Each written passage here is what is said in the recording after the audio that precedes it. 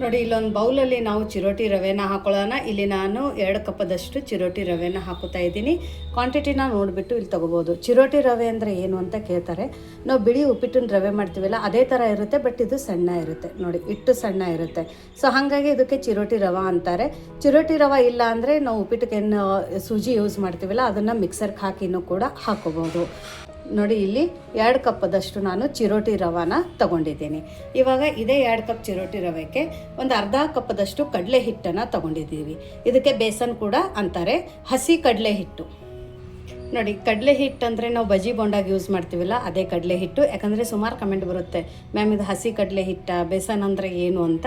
So ನಾವು ಬಜ್ಜಿ ಬೋಂಡಾಗೆ ಯಾವ್ದು ಹಿಟ್ಟನ್ನು ಯೂಸ್ ಮಾಡ್ತೀವಿ ಕಡಲೆ ಹಿಟ್ಟು, ಅದನ್ನೇ ತಗೊಂಡಿರೋದು. ಇವಾಗ ಒಂದು ಸರ್ತಿ ಇದನ್ನು ಮಿಕ್ಸ್ ಮಾಡೋಣ. ಇದನ್ನು ಮಕ್ಕಳು ಲಂಚ್ ಬಾಕ್ಸಿಗೆ ಹೇಳಿ ಮಾಡಿಸಿರೋಂಥ ಒಂದು ರೆಸಿಪಿ ಅನ್ಬೋದು. ಯಾಕಂದರೆ ಸುಮಾರು ಜನ ನಮ್ಮ ವಾಟ್ಸಪ್ ಗ್ರೂಪಲ್ಲೇ ಆಗಲಿ ಮತ್ತು ಕಮೆಂಟಲ್ಲಿ, ಮ್ಯಾಮ್ ಇವಾಗ ಸ್ಕೂಲ್ ಸ್ಟಾರ್ಟ್ ಆಗಿದೆ, ಮಕ್ಕಳದ್ದು ಲಂಚ್ ಬಾಕ್ಸಿಗೆ ನೀವು ರೆಸಿಪಿನ ತೋರಿಸಿ ಅಂತ ಕೇಳ್ತಾ ಇದ್ದಾರೆ. ಸೊ ದಿಢೀರ್ ಈಸಿ ಮತ್ತು ಇನ್ಸ್ಟಂಟಾಗಿ ಆಗೋವಂಥ ಈನೋ ಸೋಡಾ ಬಳಸೋದೇನು ಕೂಡ ಈ ಥರ ಒಂದು ನಾವು ಲಂಚ್ ಬಾಕ್ಸಿಗೆ ರೆಸಿಪಿನ ಮಕ್ಕಳಿಗೆ ಮಾಡಿಕೊಡ್ಬೋದು. ಇವನ್ ಆಫೀಸ್ಗೆ ಹೋಗೋರಿಗೂ ಕೂಡ ಇದು ತುಂಬಾ ಒಳ್ಳೆಯದು. ವಯಸ್ಸಾದವ್ರು ಇದ್ದಾರೆ ಅಂದ್ರೂ ತುಂಬಾ ಒಳ್ಳೆಯದು. ಯಾಕಂದರೆ ಬಾಯಲ್ಲಿ ಹಲ್ಲಿಲ್ಲ ಅಂದ್ರೂ ಈ ರೆಸಿಪಿನ ನೀವು ಮಾಡಿಕೊಂಡು ತಿನ್ಕೋಬೋದು. ಸೊ ನೋಡಿ ರವೆ ಮತ್ತು ಕಡಲೆ ಹಿಟ್ಟು ನೀಟಾಗಿ ಈ ಥರ ಮಿಕ್ಸ್ ಮಾಡ್ಕೋಬೇಕು. ಯಾಕಂದರೆ ಒಳಗಡೆ ಗಂಟು ಉಳಿಬಾರ್ದು. ಅದಕ್ಕೋಸ್ಕರ ನಿಮ್ಮ ಹತ್ರ ಇಷ್ಟು ಟೈಮ್ ಇಲ್ಲ ಅಂದರೆ ನೀವು ಮಿಕ್ಸರ್ಗೆ ಹಾಕಿ ತಿರುಗಿಸ್ಕೋಬೋದು. ನೋಡಿ ಇವಾಗ ಇದು ಮಿಕ್ಸ್ ಆದ ನಂತರ ಈ ಸ್ಪೂನಿಂದ ಇಲ್ಲಿ ನಾನು 2 ಸ್ಪೂನಷ್ಟು ಮೊಸರನ್ನು ಹಾಕೋತಾ ಇದ್ದೀನಿ. ಸೊ ಉಪ್ಪಿಟ್ಟು ತಿನ್ನೋ ಸ್ಪೂನಿಂದ ಆದರೆ ಒಂದು 5 ಸ್ಪೂನ್ ಆಗುತ್ತೆ, ಮತ್ತು ದಪ್ಪ ಸ್ಪೂನಿಂದ ಆದರೆ 2 ಸ್ಪೂನ್ ಹಾಕ್ಕೊಂಡ್ರೆ ಸಾಕು. ಇದನ್ನು ಇವಾಗ ಒಂದು ಸರ್ತಿ ಮಿಕ್ಸ್ ಮಾಡ್ಕೊಳ್ಳೋಣ. ವಿಶ್ವಲ್ ಅಡುಗೆ ಮನೆಯಲ್ಲಿ ನಿಮ್ಗೆ ಯಾವ ರೆಸಿಪಿ ಎಲ್ಲದಕ್ಕಿಂತ ಜಾಸ್ತಿ ಇಷ್ಟ ಆಯಿತು ಮತ್ತು ಯಾವ ರೆಸಿಪಿ ಟ್ರೈ ಮಾಡಿದ್ದೀರಾ, ಪರ್ಫೆಕ್ಟಾಗಿ ಬಂದಿದೆ ಅಂತಲೂ ಕಮೆಂಟ್ ಮೂಲಕ ತಿಳಿಸಿ. ಅಥವಾ ಯಾವ ರೆಸಿಪಿ ಮಾಡಬೇಕಾದ್ರೆ ನಿಮ್ಗೆ ಏನಾದರೂ ತೊಂದರೆ ಆಗಿದೆ ಅಂತಲೂ ಕೂಡ ಅದನ್ನು ಕೂಡ ನೀವು ಕಮೆಂಟ್ ಮೂಲಕ ನಮಗೆ ತಿಳಿಸ್ಬೋದು. ಸೊ ಇವಾಗ ನೋಡಿ ಇಲ್ಲಿ ಸ್ವಲ್ಪ ನೀರು ಹಾಕಿ ಇಲ್ಲಿ ನಮಗೆ ಹಿಟ್ಟನ್ನು ಕಲಿಸ್ಕೋಬೇಕಾಗಿದೆ. ಅಂದರೆ ಈ ರವೆ ಮತ್ತು ಕಡಲೆ ಹಿಟ್ಟೇನಿದೆಯಲ್ಲ ಇದನ್ನು ನೀಟಾಗಿ ಈ ಥರ ಮಿಕ್ಸ್ ಮಾಡ್ಕೋಬೇಕು. ನೋಡಿ ಈ ಥರ ಮಾಡೋದ್ರಿಂದ ಗಂಟಾಗಂಗಿಲ್ಲ. ಈ ಥರ ಸ್ವಲ್ಪ ನೀರು ಹಾಕ್ಕೊಂಡೇ ಮಾಡ್ಕೋಬೇಕು.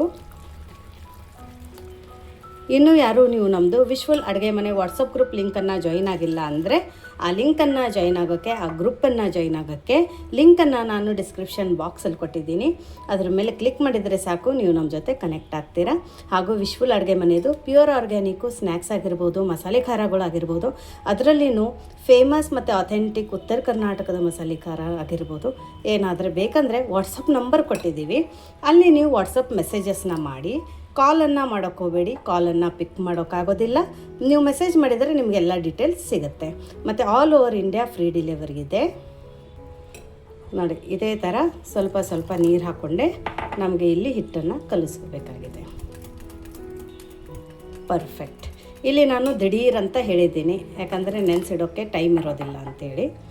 ಸೊ ಹಾಗಾಗಿ ನಾನು ದಿಢೀರ್ ಅಂತಾನೆ ಇಲ್ಲಿ ನಿಮಗೆ ಈ ರೆಸಿಪಿನ ಮಾಡಿ ತೋರಿಸ್ತಾ ಇದ್ದೀನಿ.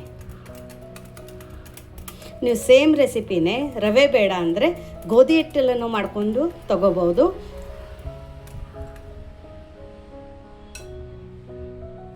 ಇವಾಗ ಇದಕ್ಕೆ ರುಚಿಗೆ ತಕ್ಕಷ್ಟು ಉಪ್ಪನ್ನು ಹಾಕ್ಕೊಳ್ಳೋಣ. ಜಾಸ್ತಿ ಇಂಗ್ರೀಡಿಯೆಂಟ್ಸು ಕೂಡ ಬೇಕಾಗಿಲ್ಲ. ಒಂದು ಅರ್ಧ ಸ್ಪೂನಷ್ಟು ಅರಿಶಿನದ ಪುಡಿನ ಹಾಕ್ಕೊಳ್ಳೋಣ. ಒಂದು 1/4 ಸ್ಪೂನಷ್ಟು organic Guntur Byadgi mix red chilli ಪೌಡರನ್ನು ಹಾಕ್ಕೊಳ್ಳೋಣ. ಇವಾಗ ಸಣ್ಣದಾಗಿ ಕಟ್ ಮಾಡ್ಕೊಂಡಿರೋಂಥ ಹಸಿಮೆಣಸಿನ್ಕಾಯಿನ ಹಾಕ್ಕೊಳ್ಳೋಣ. ನೀವು ಮಕ್ಕಳು ಲಂಚ್ ಬಾಕ್ಸಿಗೆ ಅಂದರೆ ಹಸಿಮೆಣಸಿನ್ಕಾಯಿನ ಪೇಸ್ಟ್ ಮಾಡಿ ಕೂಡ ಹಾಕೋಬೋದು, ಅಥವಾ ಬರೀ ಕೆಂಪು ಖಾರದ ಪುಡಿ ಹಾಕಿನೂ ಕೂಡ ಮಾಡ್ಕೋಬೋದು. ಬಟ್ ಈ ಥರ ಮಾಡೋದ್ರಿಂದ ಟೇಸ್ಟ್ ಸಖತ್ತಾಗಿ ಬರುತ್ತೆ. ಇವಾಗ ಇದಕ್ಕೇ ಒಂದು ಅರ್ಧ ಟೊಮೆಟೊನ ಸಣ್ಣದಾಗಿ ಕಟ್ ಮಾಡಿ ಹಾಕೋತಾ ಇದ್ದೀನಿ. ಮತ್ತು ಒಂದು ಸ್ವಲ್ಪ ಕೊತ್ತಂಬರಿ ಸೊಪ್ಪು ಕೂಡ ಹಾಕೊಳ್ಳೋಣ. ನೋಡಿ ಇವಾಗ ಇದೆಲ್ಲನೂ ನೀಟಾಗಿ ಮಿಕ್ಸ್ ಮಾಡ್ಕೊಳ್ಳೋಣ. ನೋಡಿ ಸಿಂಪಲ್ ಇಂಗ್ರೀಡಿಯೆಂಟ್ಸು ಮತ್ತು ಸಿಂಪಲ್ ಕುಕ್ಕಿಂಗು, ಟೇಸ್ಟ್ ಮಾತ್ರ ಸಖತ್ತಾಗಿರುತ್ತೆ. ನೀವು ಈ ವಿಡಿಯೋನ ಎಲ್ಲಿಂದ ನೋಡ್ತಾ ಇದ್ದೀರಾ ಅಂತಲೂ ಕೂಡ ನಮಗೆ ಕಮೆಂಟ್ ಮೂಲಕ ತಿಳಿಸಿ. ನಮಗೂ ಖುಷಿ ಆಗುತ್ತೆ ನಮ್ಮ ವ್ಯೂವರ್ಸು, ನಮ್ಮ ಸಬ್ಸ್ಕ್ರೈಬರ್ಸು ಎಲ್ಲಿಂದ ವಿಡಿಯೋನ ನೋಡ್ತಾ ಇದ್ದಾರೆ ಅಂತ. ನೋಡಿ ಇದನ್ನು ಈ ಥರ ನೀಟಾಗಿ ಮಿಕ್ಸ್ ಮಾಡ್ಕೋಬೇಕು. ಇವಾಗ ಇದ್ರ ಕನ್ಸಿಸ್ಟೆನ್ಸಿನ ನಾವು ನೋಡ್ಕೊಳ್ಳೋಣಂತೆ. ನೋಡಿ ಈ ಥರ ಪೋರಿಂಗ್ ಕನ್ಸಿಸ್ಟೆನ್ಸಿ ಇರಬೇಕು. ಬಟ್ ಇದು ಯಾಕೋ ಇನ್ನೂ ಒಂದು ಸ್ವಲ್ಪ ಗಟ್ಟಿ ಅನ್ನಿಸ್ತೈತೆ. ಹಾಗಾಗಿ ಇವಾಗ ಇದರೊಳಗಡೆ ಇನ್ನೊಂದು ಸ್ವಲ್ಪ ನೀರನ್ನು ಹಾಕೊಳ್ಳೋಣ. ಯಾಕಂದರೆ ಕನ್ಸಿಸ್ಟೆನ್ಸಿ ನಮಗೆ ಗಟ್ಟಿ ಇರಬಾರ್ದು. ಉಪ್ಪು ಖಾರ ಇವಾಗ ನೀವು ಟೇಸ್ಟ್ ಮಾಡಿ ಹಾಕ್ಕೋಬೋದು.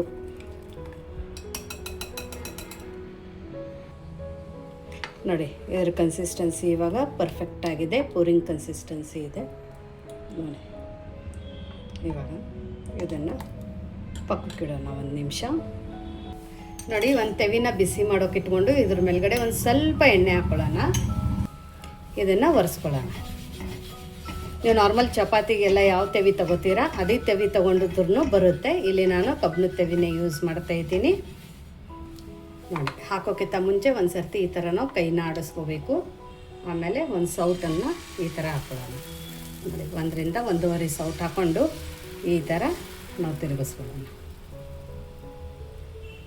ನೀವು ಒಂದು ಸರ್ತಿ ಈ ತಿಂಡಿ ಈ ಬ್ರೇಕ್ಫಾಸ್ಟ್ ಮಕ್ಕಳಿಗೆ ಪ್ಯಾಕ್ ಮಾಡಿಕೊಟ್ರೆ ಅಥವಾ ಬಿಸಿ ಬಿಸಿ ಮನೆಯಲ್ಲಿ ಬಂದಾಗ ಮಕ್ಕಳು ಸ್ಕೂಲಿಂದ ಅಥವಾ ಸ್ಕೂಲಿಗೆ ಹೋಗ್ಬೇಕಾದ್ರೂ ಬಿಸಿ ಬಿಸಿ ಮಾಡಿಕೊಟ್ರೆ ಡೈಲಿ ಇದನ್ನೇ ಕೇಳ್ತಾರೆ.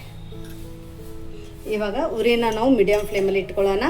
ಸುತ್ತ ಕೂಡ ಸ್ವಲ್ಪ ಎಣ್ಣೆ ಹಾಕ್ಕೊಳ್ಳೋಣ. ಆಮೇಲೆ ಮೇಲ್ಗಡೆ ಮುಚ್ಚಿಬಿಟ್ಟು ಮೀಡಿಯಮ್ ಫ್ಲೇಮಲ್ಲಿ 1 ನಿಮಿಷ ಬಿಡೋಣ. ನೋಡಿ ಇದು 1 ನಿಮಿಷ ಆಗಿದೆ. ಎಷ್ಟು ಸುಲಭವಾಗಿ ತಕ್ಕೋಬಹುದು ನೋಡಿ. ಇದನ್ನು ತಿರುಗಿಸ್ಬೋದು. ಸೂಪರ್ ನೋಡಿ. ಇವಾಗ ಫ್ಲೇಮನ್ನು ಹೈ ಫ್ಲೇಮಲ್ಲಿ ಇಟ್ಕೊಳ್ಳೋಣ. 2 ಮೈ ಚೆನ್ನಾಗಿ ಇದನ್ನು ಬೇಯಿಸ್ಕೋಬೇಕು ನೋಡಿ. ಇವಾಗ ಈ ಮೈನು ಬೈದಿರುತ್ತೆ. ಇದನ್ನು ತಿರುಗಿಸ್ಕೊಳ್ಳೋಣ ನೋಡಿ. ಮತ್ತೆ ತಿರುಗಿಸ್ಕೊಳ್ಳೋಣ. ಇವಾಗ ಇಲ್ಲಿ ಸ್ವಲ್ಪ ತುಪ್ಪನ ಒರೆಸೋಣ. ಚೆನ್ನಾಗಿರುತ್ತೆ ತುಪ್ಪ. ನೀವು ಬೆಣ್ಣೆ ಬೇಕಂದರೆ ಬೆಣ್ಣೆನೂ ಹಚ್ಕೊಳ್ಳಿ. ಬೆಣ್ಣೆ ತುಪ್ಪ ಸಖತ್ತಾಗಿ ಟೇಸ್ಟ್ ಕೊಡುತ್ತೆ. ಒಂದು ಸರ್ತಿ ಡೆಫಿನೆಟಾಗಿ ಟ್ರೈ ಮಾಡಿ. ಇವಾಗ ಉರಿನ ಲೋ ಫ್ಲೇಮಲ್ಲಿ ಇಟ್ಕೊಂಡು ಇದನ್ನು ಈ ಥರ ನಾವು ರೋಲ್ ಮಾಡ್ಕೊಳ್ಳೋಣ. ನಿಮ್ಗೆ ಹೆಂಗೆ ಬೇಕೋ ಹಾಗೆ ಇಲ್ಲಿ ನೀವು ಮಾಡ್ಕೋಬೋದು. ಸೂಪರ್ ಇಡೋಣ. ಈಗ ಮತ್ತೊಂದು ಸರ್ತಿ ದೋಸೆ ಹಾಕಬೇಕಾದ್ರೆ ಅದೇ ಥರ ತಿರುವು ಬಿಟ್ಟೆ ಹಾಕಬೇಕು ಪ್ರತಿ ಸಲ. ಇವಾಗೇನು ತೆವಿ ಒರೆಸ್ಕೋಬೇಕಂತೇನಿಲ್ಲ. ಸ್ವಲ್ಪ ಆಯಿಲ್ ಇದೆ ಅಂದ್ರೂ ಹಾಕೋಬೋದು ನೋಡಿ. ಈ ಥರ ಹಾಕ್ಕೊಂಡು ನಿಮ್ಗೆ ದಪ್ಪ ಬೇಕಂದರೆ ದಪ್ಪ ಹಾಕ್ಕೊಳ್ಳಿ, ತಿಳು ಬೇಕಂದರೆ ತಿಳು ಹಾಕ್ಕೊಳ್ಳಿ. ಇದೇ ಎಲ್ಲ ತುಂಬ ದಿಢೀರು ಇನ್ಸ್ಟಂಟು. ಮನೆಗೆ ಯಾರಾದರೆ ಗೆಸ್ಟ್ ಬಂದಾಗೂ ಕೂಡ ಅವರು ದೋಸೆ ಪ್ರಿಯ ಇದ್ದರೆ ಈ ಥರನೂ ಕೂಡ ಮಾಡಿಕೊಡ್ಬೋದು. ನೀವು ಬೇಕಂದರೆ ಇದಕ್ಕೆ ಆನಿಯನ್ ಕೂಡ ಹಾಕೋಬೋದು.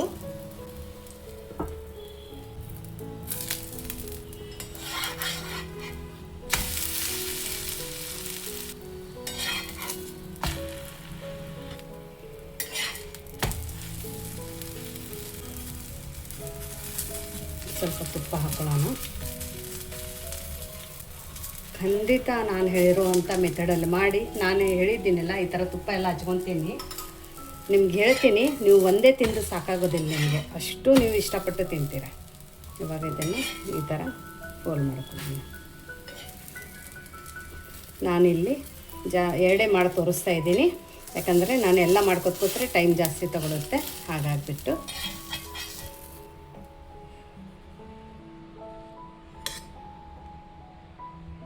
ನೋಡಿ ನಮ್ಮದು ಬಿಸಿ ಬಿಸಿ ಕಡಲೆ ಹಿಟ್ಟಿಂದು ರವೆದು ಚೀಲ ರೆಡಿಯಾಗಿದೆ. ಇದಕ್ಕೆ ದೋಸೆ ಕೂಡ ಅಂತಾರೆ, ರವೆ ದೋಸೆ ಅಂತಲೂ ಕರೀತಾರೆ, ರವೆ ಉತ್ತಪ್ಪ ಅಂತಲೂ ಕರೀತಾರೆ. ಸೊ ನೀವು ಇದಕ್ಕೆ ಏನು ಹೆಸರು ಕೊಡ್ತೀರಾ ಅಂತಲೂ ಕೂಡ ನನಗೆ ಕಮೆಂಟ್ ಮೂಲಕ ತಿಳಿಸಿ. ಇದು ಇನ್ನೂ ಟೇಸ್ಟಾಗಿ ಎದುರು ಜೊತೆ ಹತ್ತುತ್ತೆ ಅಂತಲೂ ನಾನು ನಿಮಗೆ ಹೇಳ್ತೀನಿ. ಇದು ನಾರ್ಮಲಾಗಿ ಚಟ್ನಿಗಿಂತ ನಮ್ಮದೇನು ಕಡಲೆ ಬೀಜದ ಚಟ್ನಿ ಇದೆಯಲ್ಲ, ಉತ್ತರ ಕರ್ನಾಟಕದ ಫೇಮಸ್, ಒಳ್ಳಲ್ಲಿ ಕೊಟ್ಟಿರುವಂಥದ್ದು, ಇದ್ರ ಜೊತೆ ಅಂತೂ ಮೈಂಡ್ ಬ್ಲೋಯಿಂಗ್. ಸೂಪರ್ ಅಂದರೆ A1 ಅನ್ಬೋದು. ಇದನ್ನು ನಾನು ನಿಮ್ಗೆ ತೋರಿಸ್ತೀನಿ ನೋಡಿ. ಎಷ್ಟು ಸಾಫ್ಟಾಗಿ ಎಷ್ಟು ಚೆನ್ನಾಗಿ ಬಂದಿದೆ ಅಂತ ನೋಡಿ. ಅಷ್ಟೇ ಸಾಫ್ಟಾಗಿ ಅಷ್ಟೇ ಚೆನ್ನಾಗಿದೆ. ಸಂಜೆ ತನಕನೂ ಇಷ್ಟೇ ಸಾಫ್ಟಾಗಿರುತ್ತೆ. ನೀವು ಮಕ್ಳಿಗೆ ಬಾಕ್ಸಿಗೆ ಪ್ಯಾಕ್ ಮಾಡ್ತೀನಿ ಅಂದರೆ ಇದನ್ನು ಒಂದು ಸ್ವಲ್ಪ ಆರೋದ ನಂತರ ಬಾಕ್ಸಿಗೆ ಹಾಕಿ. ಇಲ್ಲಾಂದರೆ ನೀರು ಬರುತ್ತೆ. ಅವಾಗ ಏನಾಗುತ್ತೆ ಅಂದರೆ ಸಾಗಿ ಆಗುತ್ತೆ. ಸೂಪರ್ ನೋಡಿ. ಈ ಥರ ಜಸ್ಟ್ ಮುಟ್ಟಿದ್ರೇ ಕಟ್ಟಾಗುತ್ತೆ ನೋಡಿ.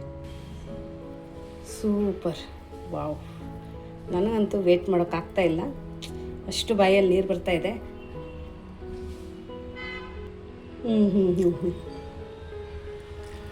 A1 ಅಷ್ಟು ಸೂಪರಾಗಿದೆ. ಟ್ರಸ್ಟ್ ಮೀ, ಡೆಫಿನೆಟಾಗಿ ಈ ರೆಸಿಪಿನ ಮಿಸ್ ಮಾಡೋಕ್ಕೆ ಹೋಗ್ಬೇಡಿ. ಅಷ್ಟು ಚೆನ್ನಾಗಿದೆ. ನಿಮ್ಮ ಮಕ್ಕಳಿಗೆ ಯಾವ ತರಕಾರಿ ಇಷ್ಟ ಆ ತರಕಾರಿನ ತುರಿದ್ಬಿಟ್ಟು ಕೂಡ ಈ ಥರ ಮಾಡ್ಬೋದು. ಇದನ್ನು ತಿಂತಾಯಿದ್ರೆ ತಿಂತಾನೇ ಇರಬೇಕು ಅನಿಸುತ್ತೆ. ನೀವು ಒಂದು ಸರ್ತಿ ಟ್ರೈ ಮಾಡಿ, ಆಮೇಲೆ ನನಗೆ ಕಮೆಂಟ್ ಹಾಕಿ. ಅಷ್ಟು ಚೆನ್ನಾಗಿದೆ, ಬಾಯಲ್ಲಿಟ್ಟರೆ ಬೆಣ್ಣೆ ಹಾಗೆ ಕರಗೋಗ್ತಾ ಇದೆ, ಅಷ್ಟು ಚೆನ್ನಾಗಿದೆ ಈ ರೆಸಿಪಿ. ಡೆಫಿನೆಟ್ ಆಗಿ ನೀವು ಇದಕ್ಕೆ ಏನು ಹೆಸರು ಕೊಡ್ತೀರಾ ಅಂತಲೂ ಕಮೆಂಟ್ ಮೂಲಕ ತಿಳಿಸಿ. ಹಾಗೂ ಈ ರೆಸಿಪಿ ನಿಮಗೆ ಹೇಗೆ ಅನ್ನಿಸ್ತು ಅಂತಲೂ ಕೂಡ ಕಮೆಂಟ್ ಮೂಲಕ ತಿಳಿಸೋದನ್ನು ಮರಿಬೇಡಿ. ಮತ್ತು ನಾವು ಇದೇ ಥರ ಸಿಗ್ತಾ ಇರೋಣ ಹೊಸ ಹೊಸ ರುಚಿ, ಹೊಸ ಹೊಸ ಅಡುಗೆ ಜೊತೆ. ಹಾಗೂ ಇನ್ನೂ ಯಾರು ಸಬ್ಸ್ಕ್ರೈಬ್ ಮಾಡಿಲ್ಲ ಅಂದರೆ ದಯವಿಟ್ಟು ವಿಶ್ಫುಲ್ ಅಡುಗೆ ಮನೆಯನ್ನು ಸಬ್ಸ್ಕ್ರೈಬ್ ಮಾಡೋದನ್ನು ಕೂಡ ಮರಿಬೇಡಿ. ಸೊ ಮತ್ತೆ ಸಿಗೋಣ ಇದೇ ಥರ ಹೊಸ ಹೊಸ ರುಚಿ, ಹೊಸ ಹೊಸ ಅಡುಗೆ ಜೊತೆ ವಿಶ್ಫುಲ್ ಅಡುಗೆ ಮನೆಯಲ್ಲಿ. Thank you.